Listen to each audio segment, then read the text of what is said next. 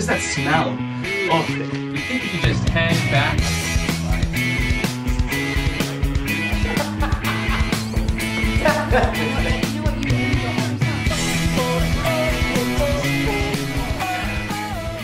We had a cast of 8 people to fill, 4 youths and 4 adults.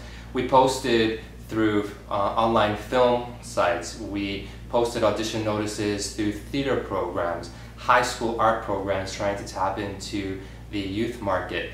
And much to our surprise, we had a huge volume of interest in the roles that we were trying to film. We had over 300 applications. So with the casting process, one of the things that we were looking for was the character itself. Did the actors have a sense of who these characters were, who they are, who they can become? So that was pretty much our starting point in terms of where we wanted to go with the casting process. The very first role we casted for the film was the janitor. Tom and I are friends with Bill Ng, and I think it was Tom who suggested we should get Bill to be the janitor in the film. And as soon as he said that, I was like, sure, you know, Bill, do you want to be in our film as the janitor? You're gonna have to basically sing. And he's like, yeah, I'll do it.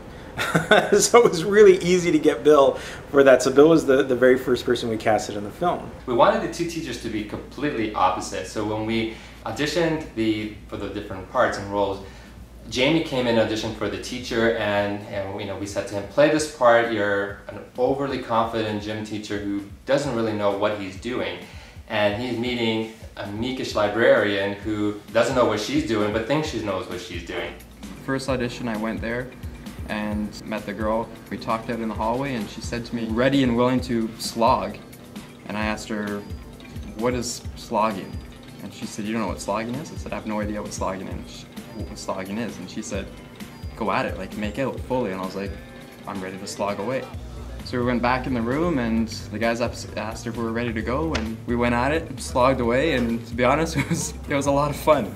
We did the 1 take and they said that was great, we don't think we can add anything, that was really good, and actually I was a little disappointed that we didn't get to go around for the 2nd time around. Actually, I almost didn't audition because I had a conflict with the audition time. I was shooting something else and it just so happened that got canceled and I was able to go, but then I had completely forgotten about it and I got another audition in the same studio where they were holding auditions for this.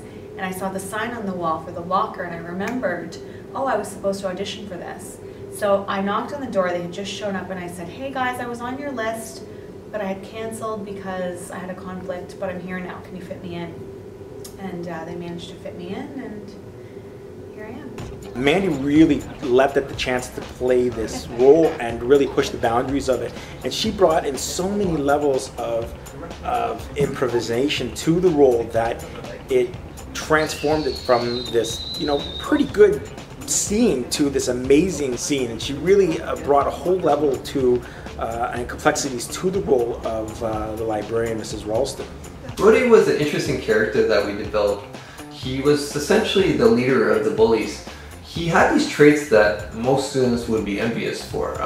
He was popular, he had confidence, he was fearless, quite the charmer, which most guys disliked and most girls adored. All in all, he was someone that simply enjoyed being a bully. So we had this one young guy by the name of WYATT Short come in and read for us. He was what we envisioned for the role, both in his physicalness, his attitude, his personality. It's exactly what the role required. It was my first audition, first legit audition for anything. So it was kind of scary, but at the same time very exciting. You think if you just hang back while everyone else leaves for home, that we'd what?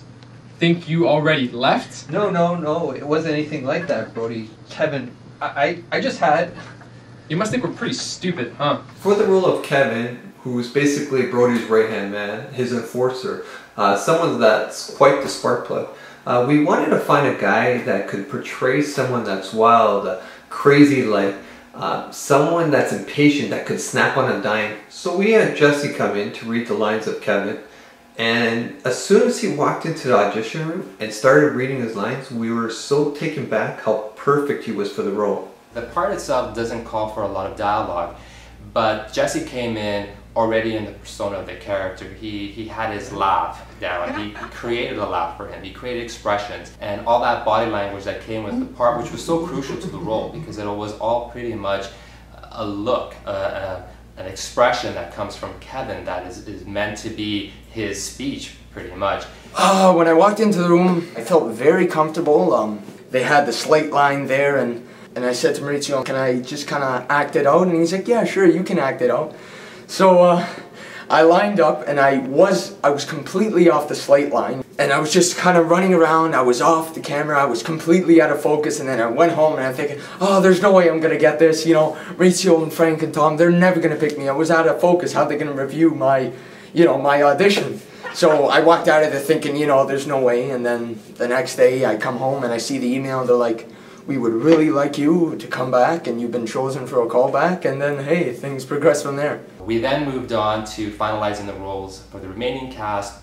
Meredith came in and read for the mom. She's a new mom herself, so she knew the maternal instincts and aspects that was needed in that character, but she also understood that as a mom of Martin, she had to have a quirkiness and an interesting side to her as well. Martin, I have been waiting outside forever. Why didn't you answer your phone? Oh, God, you would think that somebody would put in a safety release up here. That's what I said. You know, is this Kevin and Brody again? Oh, jeez. You know, this is ridiculous. I am signing you up for karate. What? The Niner is a super geeky, a super nerdy character with an underlining obnoxious quality to him as well. And Josh came in and read for the part. You gotta be kidding me! I'm being hunted here! Hey, come on, man, please. All you have to do is just take this lock off. That's it. That's all I'm asking. I don't know, man. I'm wasting precious time just talking. I'm on the run. He really understood the dichotomy between the physical presence of the character who conveyed, you know, this nervousness, as well as someone who conveyed a sense of kind of obnoxiousness through his delivery. And so he understood those two elements and was able to capture that perfectly, more so than any other person who came in to read for that part. Niner, you asshole, you'll always be nothing but a big ass stain in life. Maybe, but I'm not the asshole stuck in a locker. That's great. That's great. I love that one. It's great for him, probably not so good for you. Say that. That's great. For the role of Martin, we didn't get as much applications as we got for the rest of the roles in the film. Whether it's because people were intimidated being a lead role for a young actor, or it just simply wasn't the right fit.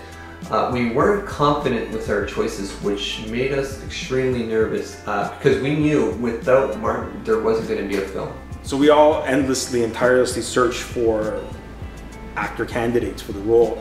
And one day I came across this photo of this young actor who had unruly kind of curly hair, was very youthful, had kind of an energetic look to him. This person was RYNKUN. This guy has completely the look that I had envisioned for the character. And I sent him an email and I never got a response. So we really at that point thought that the film would be in jeopardy, but we continued with our auditions. And about 2 days before final auditions, Warren contacted us back. He was on vacation out of the country, not able to retrieve any messages, and was really excited about auditioning for the part. We brought him in, and we kept our fingers crossed. He looked the part, but would he be able to act the part? I remember walking in, it was a small little room, and there was Tom, Frank, and Maurizio waiting there in a row. It was like American Idol. Think of that. You know, you guys are a bunch of douchebags. If I ever get my hands, every goddamn time this happens, one day someone's gonna remove that stick from up their asses and make them lick it clean. Man, what is that smell? Oh, I'm gonna barf. It smells like burnt broccoli at the bottom of a dirty gym jock bin in here. What is that? What's touching my leg? I had no acting experience whatsoever other than, you know, small school plays.